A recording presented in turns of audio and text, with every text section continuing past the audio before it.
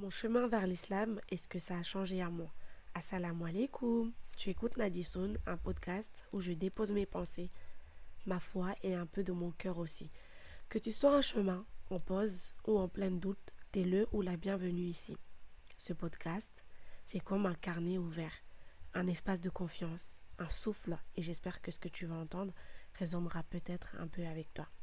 Mon chemin vers l'islam, ce n'est pas une ligne droite. C'est des allers-retours, des silences, des remises en question.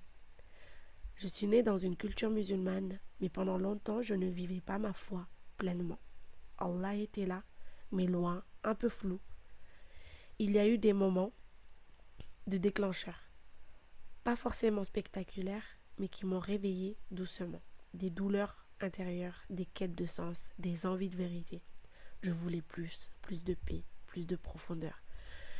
Je voulais comprendre qui j'étais et pourquoi je ressentais ce vide malgré tout ce que j'avais. Petit à petit, j'ai commencé à me tourner vers Allah, à apprendre, à prier avec conscience, à pleurer parfois en secret, sans savoir exactement pourquoi. C'était le début, le vrai début. Un jour, j'ai senti que je ne pouvais plus faire semblant, que quelque chose en moi avait changé pour de bon.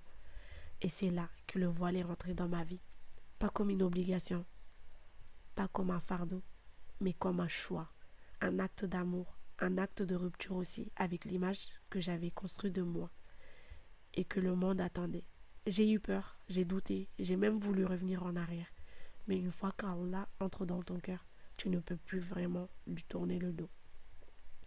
Tu peux fuir, hésiter, chuter, mais tu reviens toujours. Depuis ce jour, je ne suis plus la même, je suis plus fragile parfois, mais plus forte aussi, je suis plus simple, plus connectée. Je suis moins dans l'ego et plus dans l'essentiel. L'islam m'a appris la patience, l'humilité, la pudeur, mais surtout, il m'a appris que ma valeur ne dépendait pas du regard des autres. Qu'être belle, ce n'est pas être vue, c'est être vrai. Et qu'Allah ne regarde pas les apparences, mais les cœurs. Et ça m'a libérée. Si tu es toi aussi sur un chemin, si tu te poses des questions, si tu doutes, sache que c'est normal.